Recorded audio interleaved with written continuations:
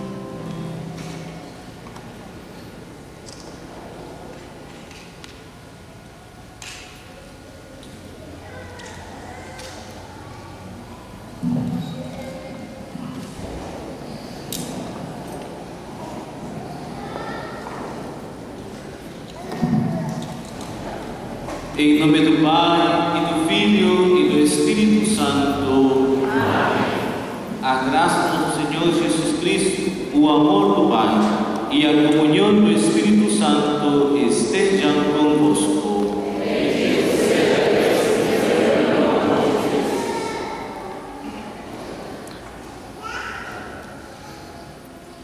Para a celebração deste casamento, meus irmãos e irmãs, felizes aqui nos reunimos na casa do Senhor, no dia em que estes nossos irmãos, Nassim e Thaís, resolveram estabelecer o seu novo lar. Para eles, este momento é de suma importância, por isso, vamos acompanhar-nos com a nossa amizade e a nossa oração fraterna.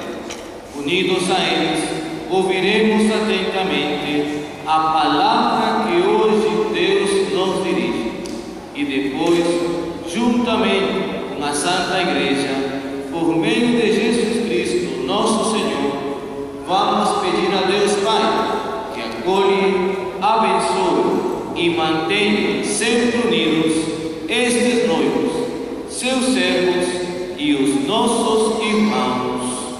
Amém. Podem se assentar para escutar a liturgia da palavra.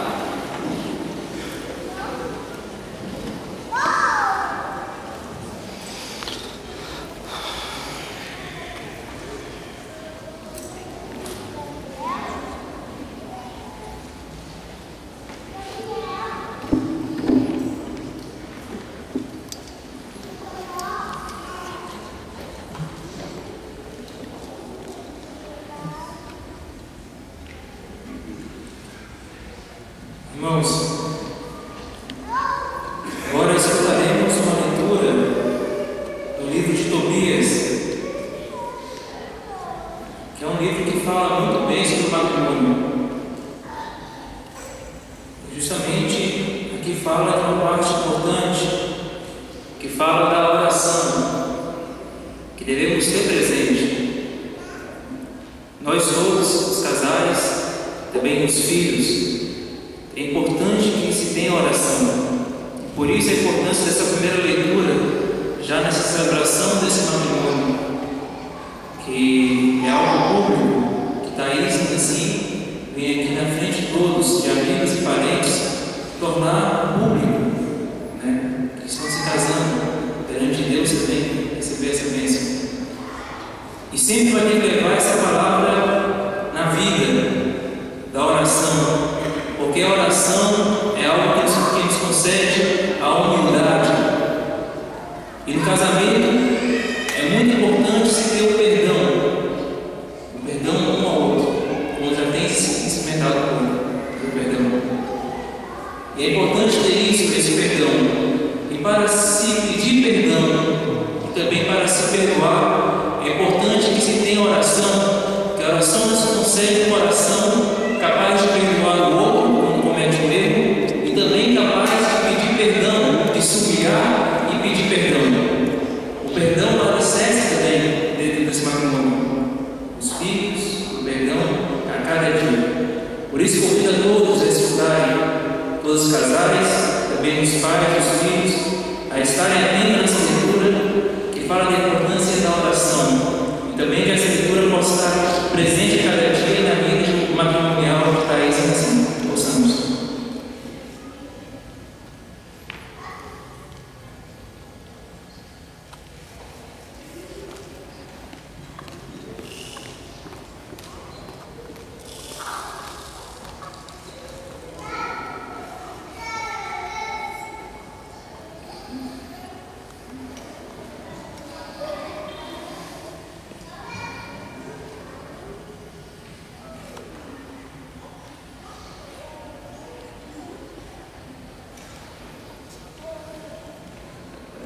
Do livro de Tobias.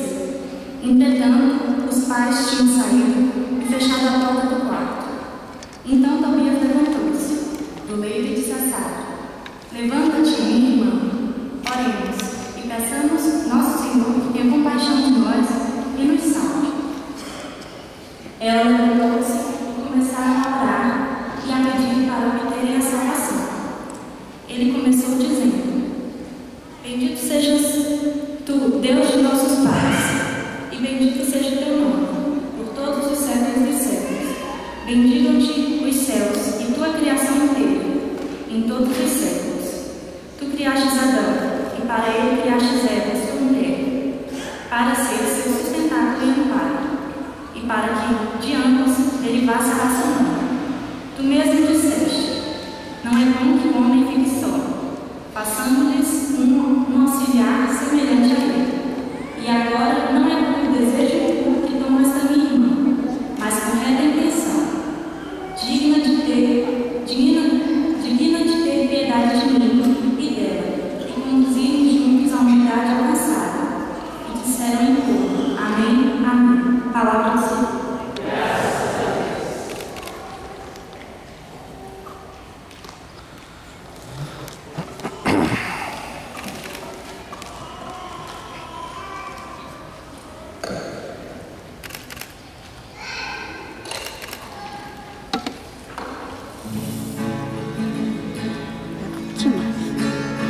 Falta demais.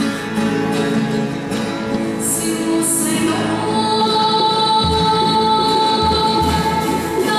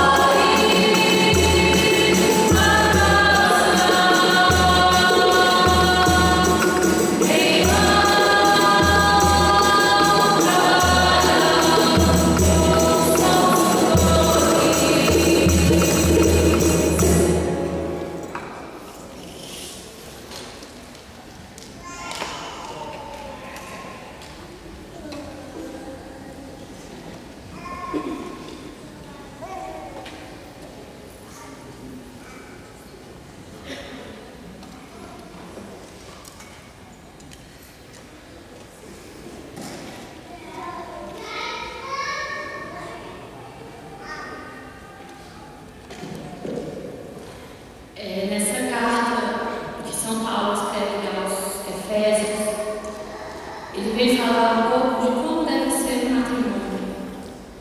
Porque muitas vezes tem uma ideia errada de que um amor romântico, e esse amor romântico não é suficiente, porque um dia ele acaba.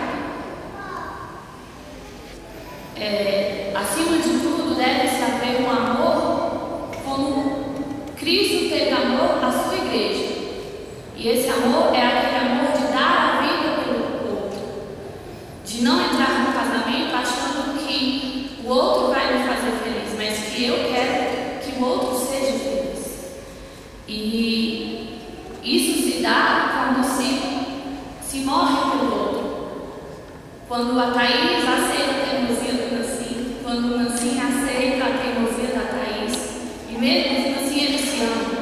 E daí nasce o amor verdadeiro, o amor que Cristo teve pela igreja.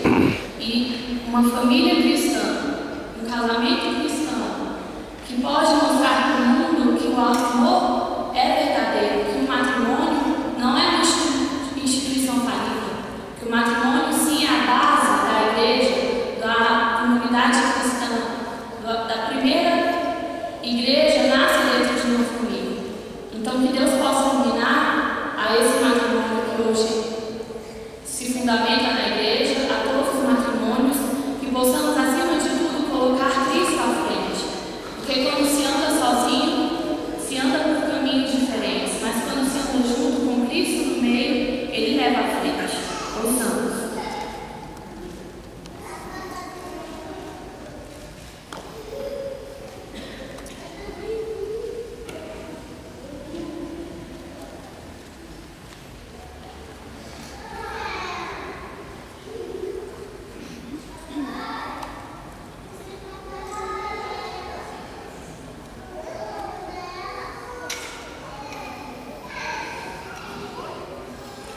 Da carta aos Efésios. Submetei-vos uns aos outros no temor de Cristo. As mulheres estejam sujeitas a seus maridos, como ao Senhor. Porque o homem é a cabeça da mulher, como Cristo é a cabeça da igreja e o Salvador do corpo. Como a igreja está sujeita a Cristo, estejam as mulheres em tudo sujeitas aos seus maridos. E vós, maridos, amai vossas mulheres, como Cristo amou a igreja e se entregou por ela, a fim de purificá-la com o banho da água e sacrificá-la pela palavra, pela apresentar-se a si mesmo a igreja gloriosa, sem mancha, sem ruga ou coisa semelhante, mas santa e irrepreensível. Assim também os maridos devem amar suas próprias mulheres, como teu próprio corpo. Quem ama a mulher, ama a si mesmo, pois ninguém jamais quis mal à sua própria carne antes de alimentar-se e dela cuidar, como também faz Cristo com a igreja, porque somos membros do seu corpo. Por isso, deixará o homem seu pai e sua mãe, e se ligará à sua mulher, e serão ambos uma só carne. É grande esse mistério, e firme a relação entre Cristo e a igreja. Em resumo, cada um de vós ame a sua mulher como a si mesmo, e a mulher respeite o seu marido. Palavra do Senhor.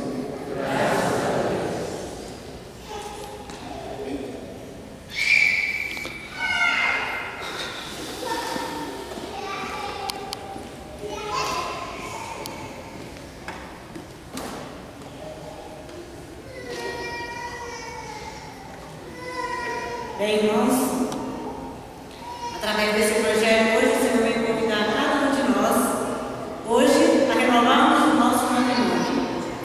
Ver o que realmente está faltando no nosso matrimônio. O que Maria estava naquele casamento e o que faltou naquele casamento? Vinho.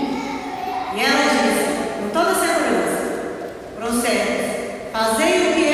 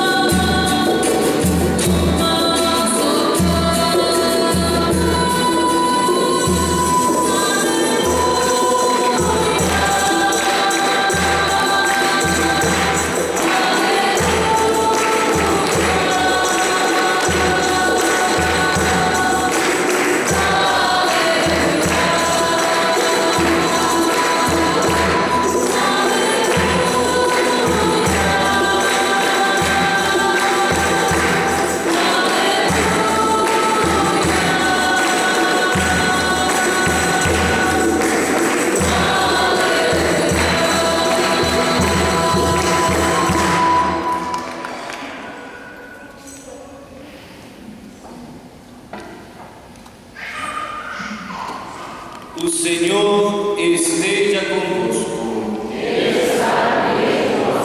Proclamação do Evangelho de Jesus Cristo segundo João. No terceiro dia, houve um casamento em Caná da Galileia, e a mãe de Jesus estava lá. Jesus foi convidado para o casamento e os seus discípulos também. Ora, não havia mais vinho, pois o vinho do casamento tinha se acabado. Então a mãe de Jesus lhes disse: eles não têm mais vinho. Respondeu-lhes Jesus: que queres de mim, mulher? Minha hora ainda não chegou. Sua mãe disse aos serventes: fazei tudo o que ele vos disser. Havia 6 talhas de pedra para a purificação dos judeus, cada uma contendo de 2 a 3 medidas. Jesus lhes disse: enchei as talhas de água. Eles as encheram até a borda. Então lhes disse: tirai agora e levai-o ao mestre-sala. Eles levaram. Quando o mestre-sala provou a água transformada em vinho, ele não sabia de onde vinha, mas o sabiam os serventes que haviam retirado a água. Chamou o noivo e lhe disse: todo homem serve primeiro o vinho bom, e quando os convidados já estão embriagados, serve o menos bom. Tu guardaste o vinho bom até agora. Esse foi o princípio dos sinais. Jesus o fez em Caná da Galileia e manifestou a sua glória, e seus discípulos creram nele. Palavra da salvação. Pode se assentar. Caríssimos irmãos, estamos hoje na alegria de ver estes nossos irmãos poderem concretizar o amor que eles têm. Nós conhecemos a estes nossos irmãos e sabemos de onde eles vêm, e eles vêm justamente de viver uma vida que faltava